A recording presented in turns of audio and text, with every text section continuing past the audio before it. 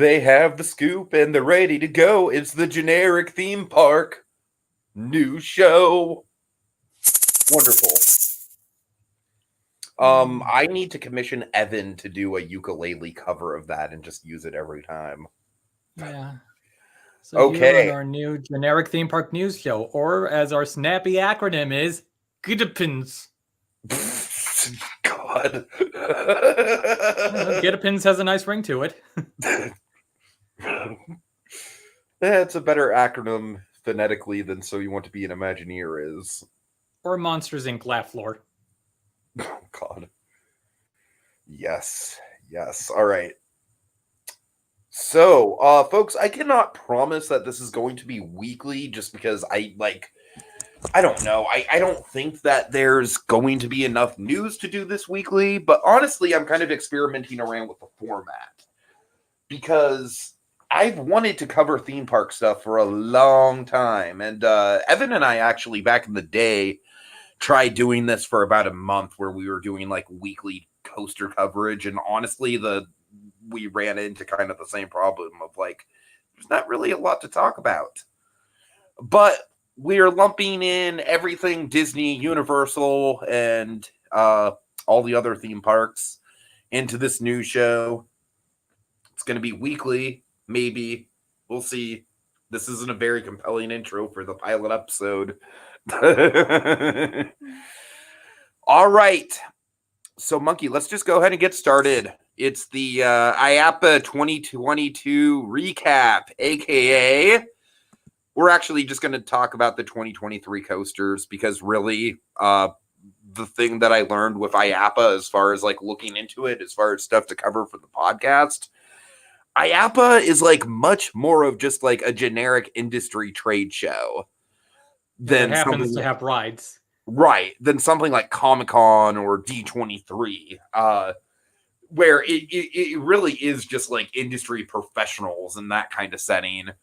So, I will really say, IAAPA is my favorite Swedish pop group. Now, talk about phonetically pleasing acronyms, right? All right. So, Monkey, honestly, this is going to kind of like be a segue. I'm going to try something a little experimental here because we're not really going to talk about IAAPA. I tricked y'all. Instead, we're going to be talking about anticipated coasters for the 2023 season, at least as far as this first segment goes. There's going to be other segments, but that's how a news show works, in case you didn't know. Yeah, it's the fun of tricking people into getting on a roller coaster. Everyone loves that. Horrible, horrible pilot. But one thing that IAAPA is known for is their train reveals. That's pretty much like the coolest thing about IAAPA. And so we're going to go based on train reveals. We're going to talk about some new rides. Let's start with Big Bear Mountain. This is actually the first next generation Vekoma coaster coming to the US, which is a big deal in its own right. And it's going to Dollywood. Monkey, I know you like. I obviously have a lot more to say about this, probably because I've actually been to Dollywood. But what are your thoughts? I'd like to someday. I know, but yeah, I checked out that POV type CGI thing of it, and it looks nice, like a nice coaster that the whole family can ride if they're tall enough. Mm-hmm. Kind of like a step up from Jaguar, you could say. Oh, it definitely looks like a step up from Jaguar. Absolutely. I feel like it's a nice little in between where it's like it's not quite as like it's obviously not as well themed as something like Hagrid's, but I feel like as far as the actual coaster goes, it might be in that league. I think it's a nice step up from something like Fire Chaser Express in the same park. In between is a good word to use. Mm-hmm. What I will say for it is I think it absolutely like perfectly complements Dollywood's park lineup, especially with the Wildwood Grove area. Because the Wildwood Grove area is really well designed for what it is, but it is absolutely lacking that standout attraction. Because as it stands now, you have another Vekoma coaster, the Vekoma Junior Flyer coaster. back there, and that is like the main attraction. And it's just, I mean, like, first of all, the capacity on those things are crap, and even though I had a fast lane and went back there specifically to do it with a fast lane, even the fast lane line was too long to justify getting the credit for me. But I still think that I think that once Big Bear Mountain opens up, that's going to it's going to change the landscape of Dollywood, because it's really going to draw people outside of the, like, even though it's a family coaster enthusiasts are going to want to do it. It's not just going to be like, because as it stands now, Wildwood Grove is kind of like, it's in a weird sort of like cul-de-sac off to the side of Mystery Mine. And so it's definitely going to help draw people back there who might not want to go back there just for the, just for the Junior Vekoma coaster. Right. All right. So if it's in a place called Wildwood, then they should put in an attraction based on that upcoming Leica movie, Wildwood. Well, I mean, I have been saying for like, Dollywood has some genuinely really great themed coasters, like like my beloved Mystery Mine, and Blazing Fury, which is pretty much by and large a dark ride with a couple of coaster drops at the end. But I genuinely think that Dollywood does need a dark ride to round out its lineup, and I think that if they had that in Wildwood Grove as well, it would just be like, oh man, it would elevate that park. All right. So Monkey, I'm probably more of a coaster enthusiast than you. Is that fair to say? That's fair to say. But having said that, is there anything that has been announced for 2023 that strikes you in particular, just as far as like coasters and in like the Cedar Fair chain or beyond? Yeah, well, I haven't, kept up as well. I mean, obviously, Montezuma will be reopening in 2023. That's right. I keep forgetting. Not only that, but the whole Fiesta Village area is getting a complete makeover, and it's going to look fantastic. Yes, that is so. Go by. So we have that. Obviously, Tron is supposed to finally open in 23. Supposedly. I'll believe it when I see it. Yeah. Let's see. I see one of these pictures of trains. There's a Wild Mouse car that looks like cheese. That's a nice touch. And there's this Pipeline surf coaster, which I hear the seat's it's a stand-up coaster where the seat kind of moves with you or something. Yeah. So Pipeline, let's talk about Pipeline next. It's a neat vehicle. Definitely. Like, all I know about it is, this vehicle picture and very briefly hearing Carpetbagger talk about it. So I think Pipeline it's going to, I don't think it's fair for anyone to judge this thing until they actually ride it, because people have been like all over B&M about like, oh, why would you it's like, people, they haven't made a stand-up coaster in 20 years, and this is clearly different. Like, until you ride it, let's not make too big. Now, I will say, Monkey, let's see. You were the one that sat out of Riddlers when we went to Magic Mountain, right? Yeah. Obviously. And oh my god, you made a good decision. And if this ride's anything like Riddlers, then forget about it. Like, I mean, I would probably do it one and done just to get the credit, if I'm being honest. But I don't know. I have faith in B&M. So I'm excited about it. I think that it's going to, I'm just excited about it as far as like with SeaWorld Orlando, it needs a big attraction at the front of the park. So I think it's going to really help in that regard to spread the attractions around. Like, already, once this thing opens, there will be like 2 attractions on that side of the park, with this, and then the I forget what the attraction they just opened was, and now I feel stupid. This is a terrible pilot. Look, where I thought you were maybe going with this. Wait, are you going to say that now there will only be 2 attractions in that side of the park? Well, there are kind of only 2 attractions in that side of the park, because Wild Arctic is closed. I mean, unless you count like the observation tower, which is which is an upcharge attraction that isn't usually operating. That shouldn't be an upcharge. Yeah, I know, it really shouldn't. Yeah. I mean, speaking of SeaWorld and Arctic stuff, this jet ski train is looking neat. Or Yeah, snow I'm train. excited with how many coasters, how much SeaWorld San Diego is being invested in. Yeah. And I need to get to SeaWorld San Diego. It's like the one park in California, the one major one that I have not done yet. Okay. Well, aside from DCA.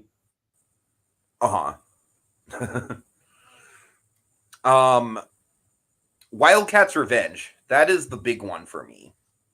I don't think it's going to be like as elite as something like Iron Gwazi, but I have been hearing more and more things about Hershey Park rivaling Cedar Point and rivaling Kings Island as far as their coaster lineup goes.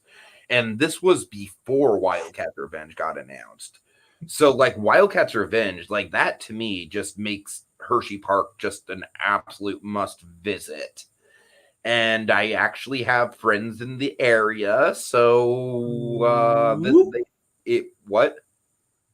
Ooh, and interested. Ooh, yeah. So intrigued. Ooh. This might just be my 2023 trip to Pennsylvania.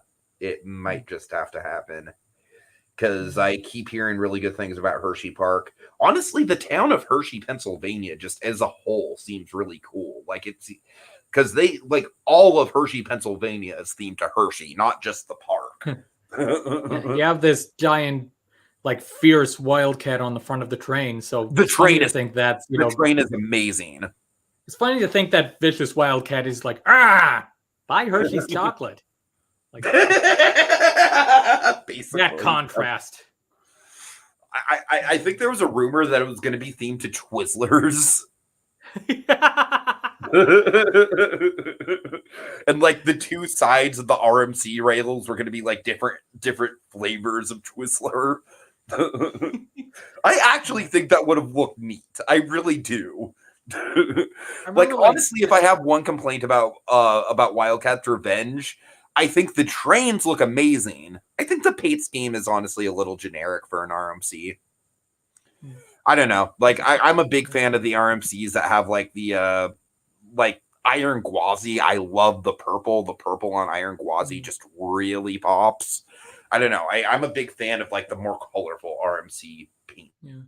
As far as Hershey Park is concerned, like I remember like as a child I had some computer game that was Hershey Park Pinball.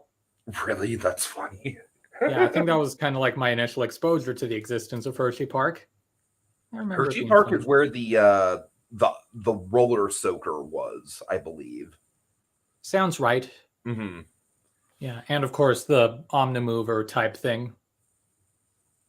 You're gonna have to be more specific. Oh, the like the factory tour. Factory. Yeah. Right. Yeah. So I don't know. We shouldn't have led with IAAPA. This is a terrible pilot. That's the running gag here. I might not even keep this up. Because IAAPA, I don't really think there's a ton to talk about, really. Probably not. I guess here are things that we make. I don't know. Some of the VR stuff looked neat. It's maybe not the most practical. I will shout out a couple other coasters opening this next year. SeaWorld San Antonio is opening a launched log flume, which I am super intrigued by. That is an intriguing sounding thing. And trying to remember. Oh, go on. I was just gonna say that puts SeaWorld San Diego on my map. Like it's already kind San of Antonio. on my map for a couple things. Yeah, San Antonio. Sorry.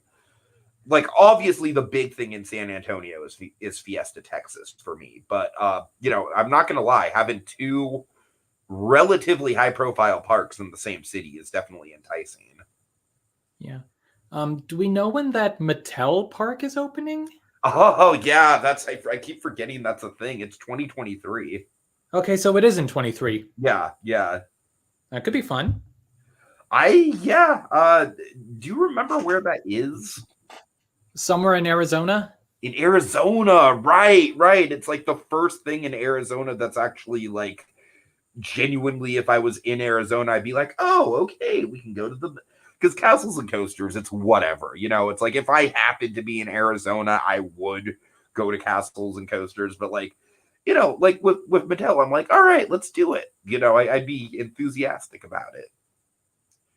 Kind of like Mall of America in Minnesota for me. I actually have friends near Mall of America, and so it's like, yeah, Mall of America is absolutely on my bucket list. Really, you're way more enthused about it than I am. Then could be. I don't know that log flume though. That log flume looks. Well, yeah. Okay, let's just go ahead and move on. Let's go ahead and move on from IAAPA because we're clearly not experts in this industry. Bye, APA. Universal Hollywood. Okay, so if the rumors are to be believed, then I am stoked for this. So, as you all know, they closed the Castle Theater. They're going to. Yeah, and they are shutting down Animal Planet Live on Stage or whatever that the Animal Planet stars.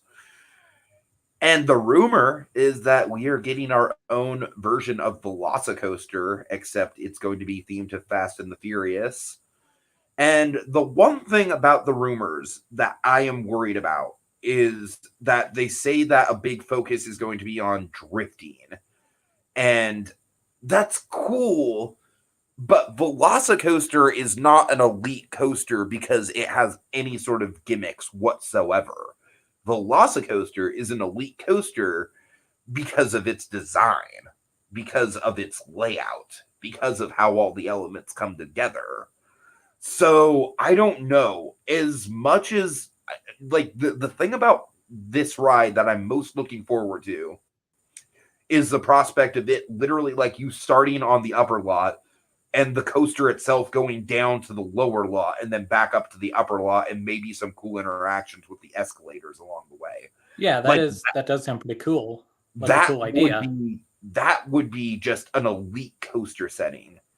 I'm just showing my naivete, I guess, but remind me what drifting would mean in this context. So it would basically mean that the cars would spin, but not spin all the way. So essentially, like kind of like have like a. Does that make sense? I think so. That sounds like it could be disorientating. Like almost kind of like a whip effect. Yeah. Like the way I would picture it is like kind of like the whip on a ride like Mater's Junkyard Jamboree, but on a coaster track. Right. Yeah. I don't think it needs to do that. I mean, maybe in like a spot but yeah, I would think that, you already got that hillside to use. So just being a coaster that uses it, that sounds like enough to get by, to be good, to be decent. It's to the point where I think the more that they lean into the drifting gimmick, the less excited I am going to be about it. And I hate to say that. Yeah, I wish that they still had some sort of equivalent to the shows that are still there. I mean, to the shows like, yeah, okay, we closed them, but we got this equivalent thing opening in a different spot of the park. Like, something that the youngins can do, since Universal, not exactly a small child-friendly park. It would not surprise me if whatever happens with The Simpsons, as far as like using the IP goes, it would not surprise me if that turned into a show of some kind, a theater show. Obviously, I hope that the animals are treated well in the current show, but it's like, I'm gonna miss the chance to see the animals. The animals, cute. But yeah, like I said, I think I'm going to I really would be more excited about it if it was just straight up using the same exact ride system as Velocicoaster, like just the LAM launch Intamin. But yeah, this what if it was a party bus? I mean, what if they theme the cars to party buses? Yeah, that's an idea.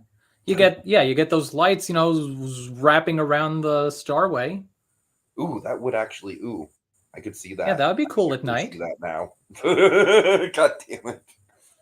Yeah, we should have just we should just retheme the Starway to a party bus. God. Oh shit. Okay, you know that if you and I actually ever take another like Universal Orlando trip together, that the party bus is going to be a running joke.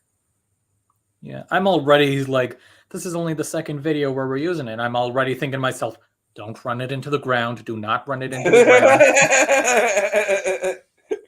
Like literally every morning when we leave the hotel, you would be like, "Hey Tiki, we're not just getting on the bus. We're getting on the party bus."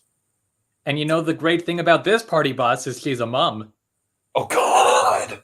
All right, Jesus Christ, that was legendary. I know. There's no need for that. Okay. All right. Let's get into some stuff that I think we're going to transition into some stuff you have a little bit more to say about. So long, Woody. Yeah. Oh, you know, at least ET is staying. Thank They're God. keeping their animals Thank though. God. Thank God. Yeah, thank God.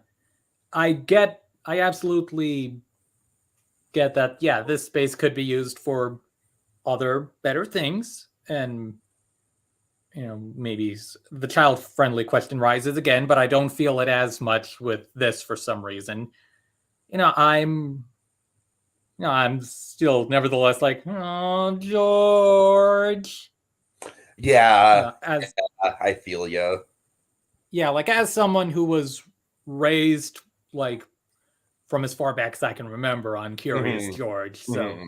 there's that. And I remember like learning of the that there was some sort of George thing there, like when I was about 5. So yeah, getting to finally do it all those years later is like, yay.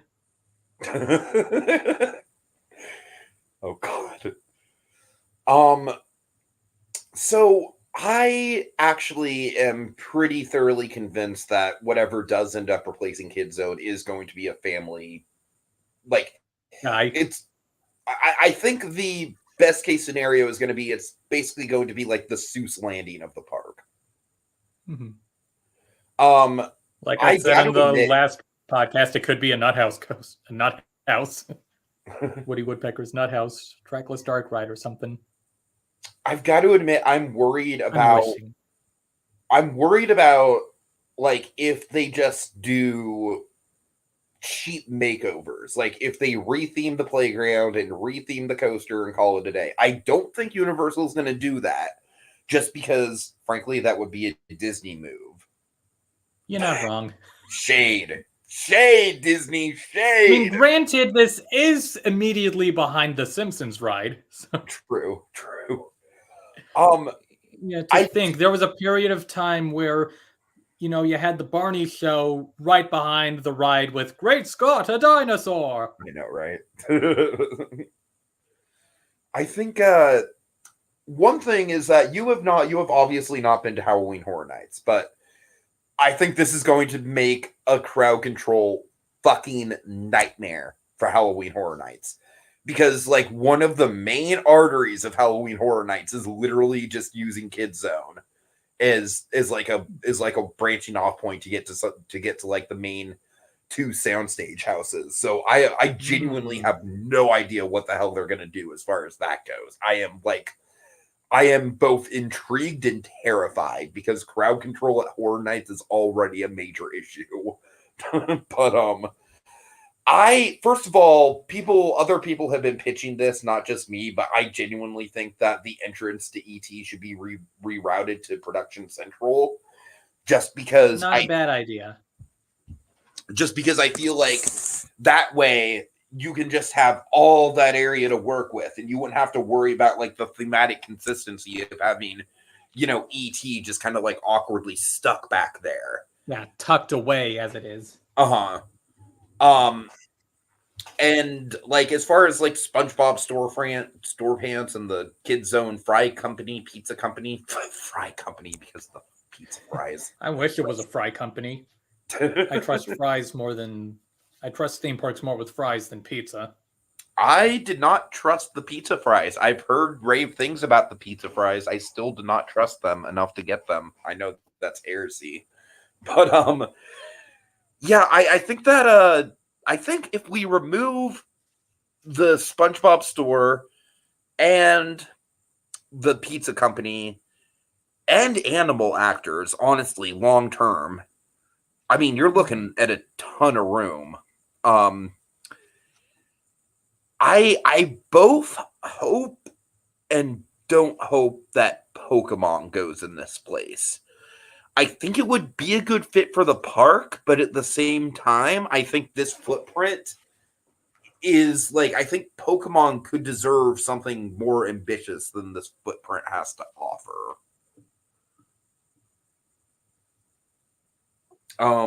I think the most likely scenario is a DreamWorks land, actually.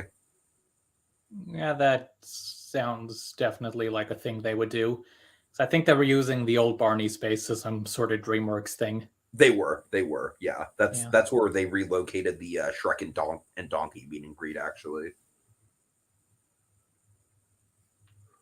But although I don't know, to be honest with you, I would not mind if because I genuinely think Universal Florida needs Secret Life of Pets. Like, I am not a fan of that IP, but I am a fan of that ride from what I have seen of it. I have still avoided POVs of it. I don't think it's a spoiler to say that it's packed with animatronics, right?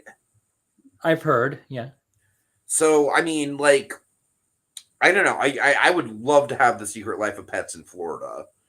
But at the same time, I think what they could do is, like, if they could somehow just do a combination of DreamWorks and Illumination, and honestly with Illumination just for the Secret Life of Pets, and just have it be, although Secret Life of Pets is tricky because it's themed to New York and you have the whole, I don't know, it's hard, man. Would it fit in the Fallon building? Maybe that's an idea. That's definitely, that would work. That would work because then you have the Minions right there too. Okay, that's a good idea, Monkey. Yeah, and hell, maybe move the flying theater thing over to the old KidZone area, use it on a stronger attraction. Mm-hmm, mm-hmm. I definitely and make the seats comfier. Yeah, I definitely think that at the very least they need to do some sort of dark ride in this area. Although I don't know if they do you think if they just took out the playground completely that would be room for a dark ride? Let's see. I could see it taken up, like, say, if you took out Fievel and George and Nuthouse, like, if you used that space, maybe. Yeah, I don't know. It's tricky because it really, it's not a ton of room. Yeah, and also, how far back can they expand?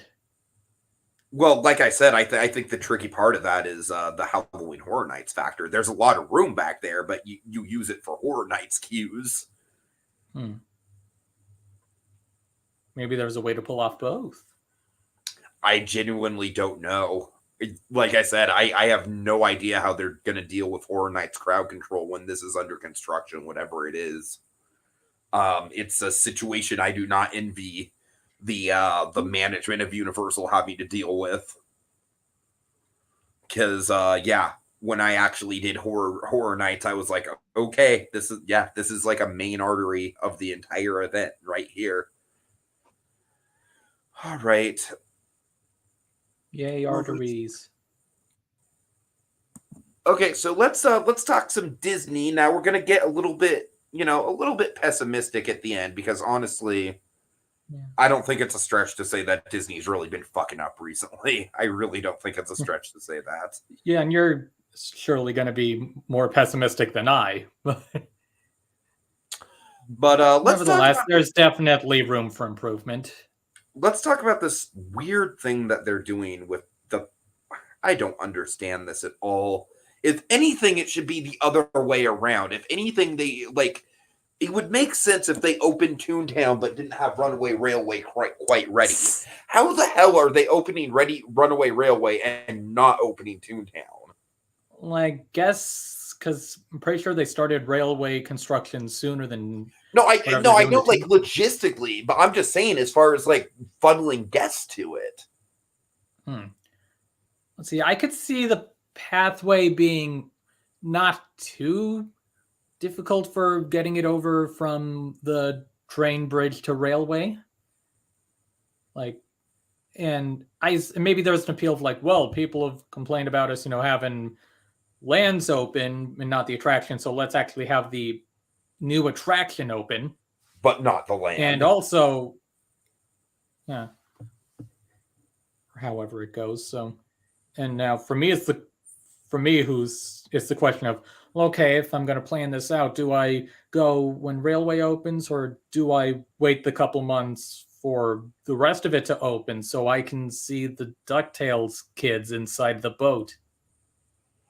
I would wait, especially because like there's going to be new stuff at Roger Rabbit too, right? Or maybe it'll be like it was like this, whatever they had added right before the land closed. Oh, I didn't realize they had already added that. Yeah, I know they'd like redressed Jessica in there. So I don't know how much it'll be different. It would be nice if they'd improved it a bit based on what I'd seen. But where was it going with this? And I know it's like, granted, at least Runaway Railway is a ride I have been on in some form. Yeah. I think then it's the Disneyland version is going to be superior, though, just at least as far as the queue and how it fits into the surrounding area. And it sounds like there are going to be some slight differences in ours. Really? Yeah, like some scenes being restaged, or I guess the pre-show is going to be a bit different. Okay, Monkey, honestly, how the fucking Luya? Like, honestly, genuinely, I mean that. Like, I cannot tell you. I think Galaxy's Edge is the biggest. Like, Galaxy's Edge, it's surreal how similar those two lands are. But Tiki, they changed the color of some things in Galaxy's Edge. I mean, it's just and like Rise doesn't have as big as an extended queue area. It's I don't understand. How you have you could literally still have Rise of the Resistance and the Millennium Falcon ride. Idea I had just now. So tying into the idea of, say, what if Millennium Falcon had different adventures on each coast? I mean, there's a lot of stuff like that Disney could be doing, but they just don't. All right. But yeah, certainly, I mean, with Toontown, there's a couple things that at least seem like fun to see, like whatever contraption they're putting in Goofy's, or whatever interior stuff they're adding for Donald's boat. Yeah, so, and it ties in that question of like just planning it like money wise and also public health wise. Yeah, I'm surprised that the day Toontown opens is only like the second cheapest day. Like, I mean, I get it; it's not as quite as high profile as opening a ride. But yeah, it seems like that. But I mean, honestly, like in the climate we're in now, like Disney doing anything new is gonna attract the vlogger crowd. So yeah, I mean, Monkey, we're living in the age of the fucking Figment popcorn bucket. All right. We lived through the Figment popcorn bucket, dude. We lived through that shit. Just totally unacceptable, in my opinion. Glances over at Mando and Grogu. Yeah. So let's.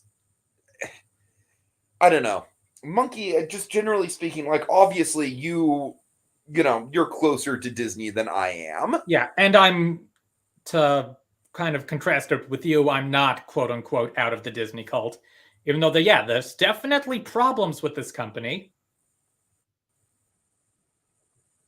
Problems, you say?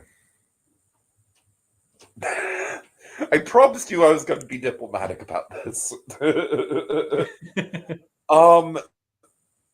I don't know. To me, it has been very disheartening. Um, I see things like the overall quality just continually starting to slide. If you look at stuff like the general upkeep of attractions, it's just Like the not last like how it time, was. like hell, when I went towards the end of September, I still had a good time, but I definitely noticed, yeah, stuff. Not everything is working. Like say stuff on Alice in Wonderland or the lighting in Splash Mountain, and it's like, I paid how much for this? And this is the Exactly. lowest tier. And Disney. so if I don't want to wait in the Haunted Mansion, with these, in a space where hey, this queue where safety measures could be better. If I want to skip that, it's going to be an extra $20. Fine. So I'm not immune to it. Like it's, there's the hypocrisy of like using it despite the problem of it, despite it being an issue, a legit issue. I would Multiple use it issues. too. I'm not gonna lie. I would definitely use it too. But Yeah, I mean, I got lucky. I wasn't sure. I was debating whether or not to do an individual lane for Rise. I ended up not, and good thing that it opened like 90 minutes late and I happened to be in the area. So there, oh, not nice, too long away nice. for Rise. It worked out. Take that, money. Like, honestly, I do like this system better than the system that parks like Six Flags and Cedar Fair have, where you buy a fast lane for all the attractions, but the fast lane itself is like literally more expensive than the actual park ticket. Because for me, like I get that it's like it's supposed to price out people, but I do in concept like the idea of paying per ride to skip the ride or to skip the line. I like that in concept. I really do. Just like for example, if there's like if I'm going to like say for I think a big example of what I would use a system like that for would be a park like Cedar Point, where that park has a ton of attractions, and I imagine like not a lot of the attractions have unmanageable wait times. But then you certainly have like like the Steel Vengeance and Mavericks of the world, which probably would have unreasonable wait times, and they are also Or just elite coasters that are like high on my would bucket Ghost list. Rider fall under this umbrella? Uh, yeah, I would use it, but I wouldn't be enthusiastic about it. I'll put it that way. Okay. Ghost Rider, I honestly think is a little bit overrated, if I'm being completely Well, honest. speaking of rides that you think are overrated, like, if I'm gonna pay, well, now if it's more than $20 for Rise, could we Fuck maybe finally that. get the cannons working? To quote Daniel Radcliffe's Weird Al, hard pass. I mean, like I think that was like the only thing that wasn't really working for me the last time was the cannons, which, I mean, at least it's only one thing. At least Kylo was But that working, is supposed to be but at like the same one of time, it's a the great set piece. that's one of the big show stuff. Like that's a set piece that I mean, I am pretty critical about Rise, and I will say that's a damn good set piece. And you know Yeah, why? just one It's of my because two whoa like moments. to me, that is the moment on Rise that has the most kinetic energy in an attraction that, for me personally, is sorely lacking in kinetic energy. Like I understand that it's cool set pieces and everything, but there's just not a ton going on in Rise. And to have those cannons just be broke on both coasts, by the way, it's not just Disneyland, Rob. It's both coasts the Yeah. cannons are inexplicably not working. Look, this has happened before, so we already know what a solution is. Just turn on a strobe light. Yeah, right. Oh god. No, but honestly, I really feel like Damn it, Disney now I'm is the... imagining Kylo Ren disco dancing. Oh my god. Honestly, that might like a static animatronic figure of Kylo Ren with strobe lights genuinely might be better than the screen they have for B mode. I'm not even kidding. I remember someone did this little Instagram or TikTok thing a while back of like, oh, I don't think the animatronic's supposed to do this, and it's like some fake CGI thing. It looks realistic of like the Kylo Ren animatronic just spinning around. Then I like sort of filmed it off of my screen and played Let It Go under it. Oh God. So I don't know. I definitely think the maintenance issues are a big thing that I am seeing right now.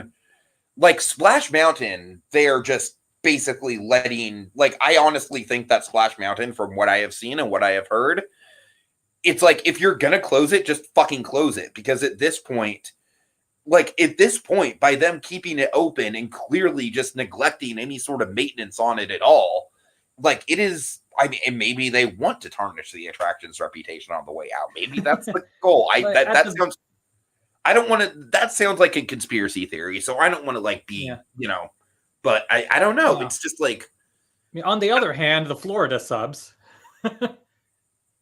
What about Florida subs? Because like that was how that closed, was something like the cast members like setting it up to fail. How so? Like, I guess the execs were coming to ride in, the cast members like hated working it, so they made sure it was in shit condition or something. Oh, really? That's funny. I mean, the Splash Mountain, like maybe at least have the lights on, so the scene of like, yeah, Brer Rabbit's leaving home. Maybe that's not in pitch blackness. Mm-hmm. Mm-hmm. Yeah, I don't know, and like with the prices the way they are. And the prices just keep getting worse. Yeah, the prices are ridiculous. I've, kind of in the past tried to be an apologist a bit, but yeah, this isn't. And with the way, like, and again, with me focusing a bit more on the public health element of it, could be better, could be stronger. And I have not been to a Disney park since 2021. And 2021, well, that sounds like a. I'm sorry, that sounded stupid. Basically, when I went, the last time I went, like, they were still doing stuff like, like skipping pre-shows and stuff like that. So I did not go under normal operating circumstances. Yeah, and I haven't been to Florida since 2020. Right. But from everything that I have heard, the experience has just gotten significantly worse. Yeah, like that's a reason I've been. I mean, among other reasons for putting it off, like, I would hope that by the time I'm finally feel like, okay, now's the time to finally get back to Disney World, hopefully the system will be better. Like, not as, okay, what's this whole planning thing? How is this supposed to work out? I go to bed around, like, just after midnight, and I'm supposed to wake up by 7 a.m.? It's fucking asinine. Yeah, it's like, what? This is... I mean, and meanwhile, Universal Orlando is over here like, hey, we have like literally the easiest like luxury theme park resort experience you could possibly hope for. I get you want money, but shouldn't you also like, make sure the guests want to come with money? Like, say make it somewhat easier for that family from Denver? Exactly. Yeah, right. This is not even like talking about the fact that the Galactic Star Cruiser is just an unmitigated disaster. Just an absolute like one of the like that is going to go up there with the rocket rods. It's like one of the biggest flops that they've ever tried to do. Like, really. Someone pointed out on social media, like in the last week, how the beds in the Galactic Star Cruiser look less like some beds on other starships and more like the cells in Andor. Yeah, they genuinely do. Totally. Oh, Andor is such a good show, and more people need to be fucking watching it. Like I said, I still, have fondness for Disney World, and I still love to get back there.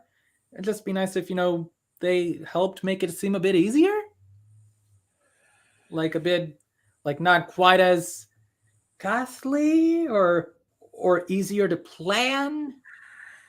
And this is just in addition to the fact that, I mean, I don't understand, like like they have Epic Universe literally breathing down their neck. And I'm sorry, I'm reiterating some of the points I reiterated at D23, but it's fucking true. I don't understand how they don't have any sort of a plan. Like, I genuinely don't get it. I am genuinely baffled by the lack of stuff that Disney actually has in the pipeline when Epic Universe is going to come and just like crush the Orlando theme park landscape. I mean, Monkey, I am so in tune with Orlando right now. I almost consider myself like half a local, right? Like, I mean, I go to Orlando so much. Like, I feel the cosmic shifts. It is so inevitable that Epic Universe is just absolutely going to destroy.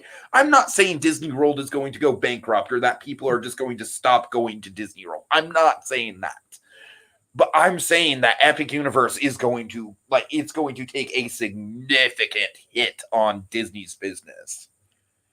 Well, at least they have a specific time frame in mind for Tiana. Oh my god. No, I mean, that's how are they slow? Okay. At the risk of setting things up further, I will ask: any month in mind for the Adventure Lane Treehouse, Disney? I would appreciate that. That would be a factor in my Toontown planning. That being said, I do think the Adventureland Treehouse is genuinely like probably the coolest thing that they've announced in the past couple of years. Yeah, I'm just glad it's not explicitly Swiss Family Robinson. I'm glad it's not explicitly Swiss Family Robinson. I'm even more happy that it's not Encanto. Yeah, or as I call it, Swiss Fuckers Robinson. Oh God, I really didn't like that movie.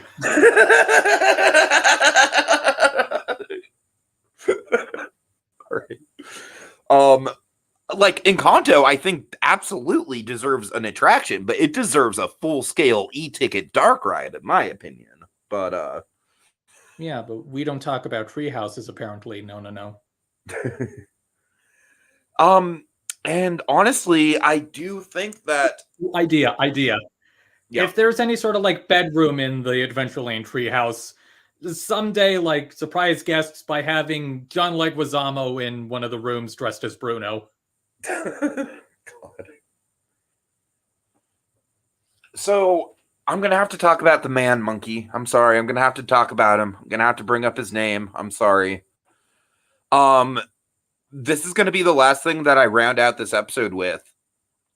And it's not like I'm saying anything new here.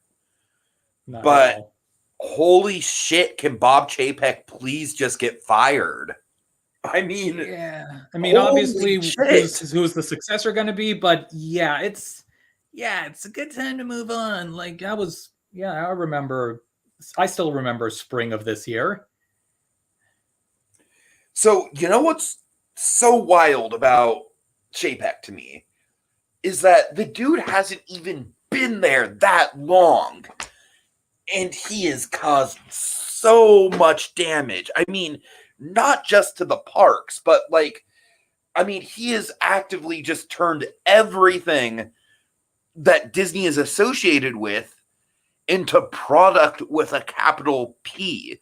And obviously, Disney has always been commercial. Obviously, Disney has always been about making money. And some of this probably also goes back to like Iger and Eisner, and as far as the parks are concerned, you have DeMauro as well, which is sad.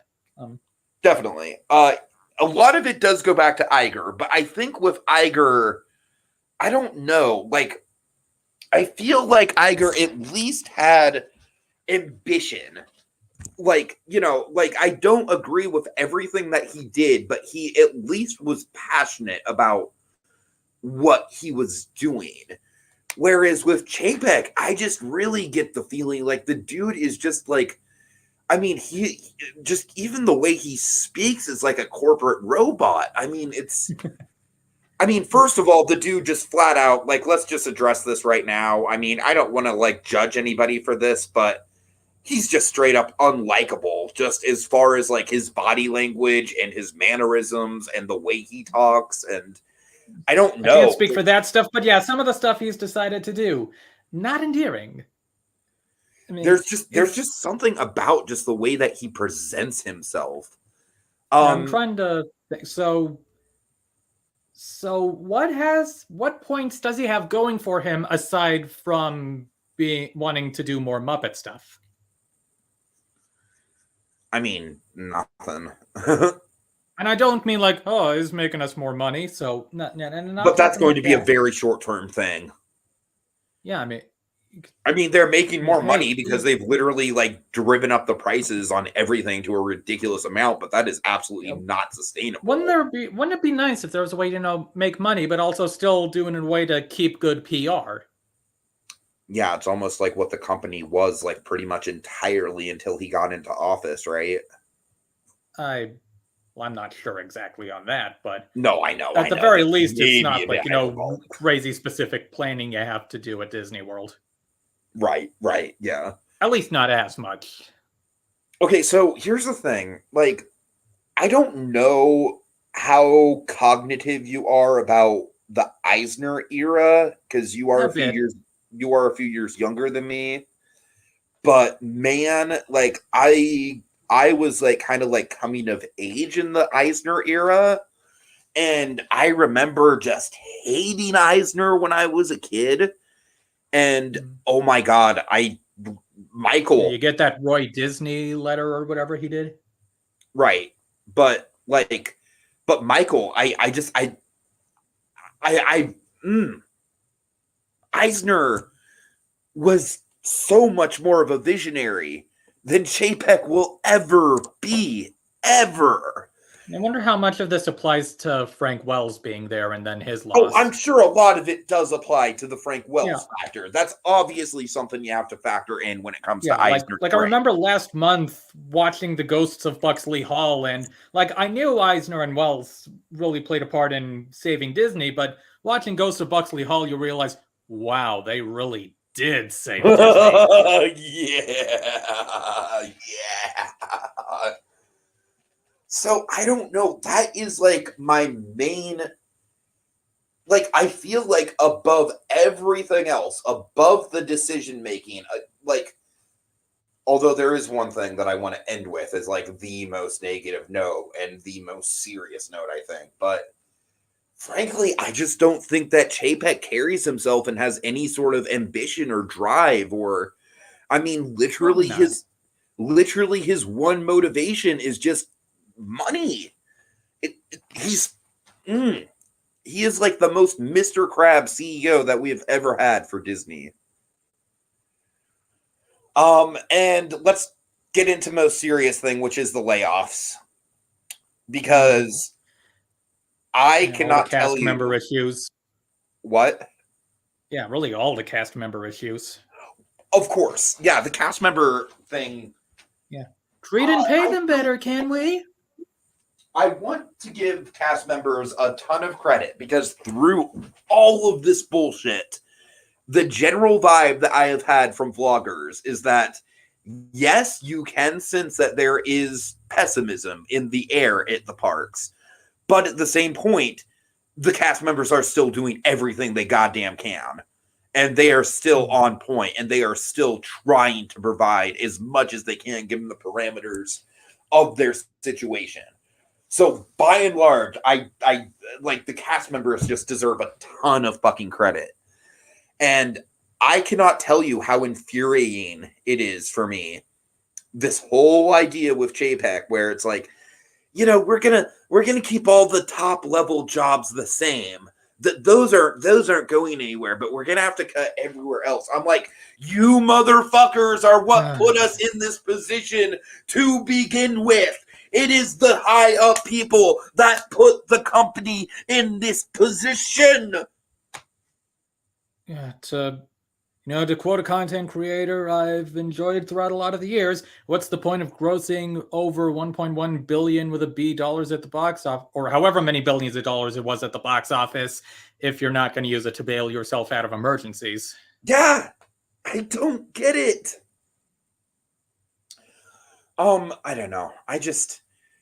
It really, I mean, that just the fact that like he not only is concerned about profits over all else and has no artistic ambition whatsoever, as far as I can tell, but he is just actively. Oh, and also another thing I love is how in his corporate speak he always refers to the Disney family, the Disney family, the Disney family. Well, Bob, laying off a bunch of your family isn't very family-like now, is it? All right. Not Monkey, even I think worth that's a about Fast all and I got. Furious reference. I think that's about all I got, Monkey, as far as the Chapek thing. Yeah, it's like, come on, Disney, do better. Like sometimes I literally include in my prayers at night, please fix the Walt Disney Company.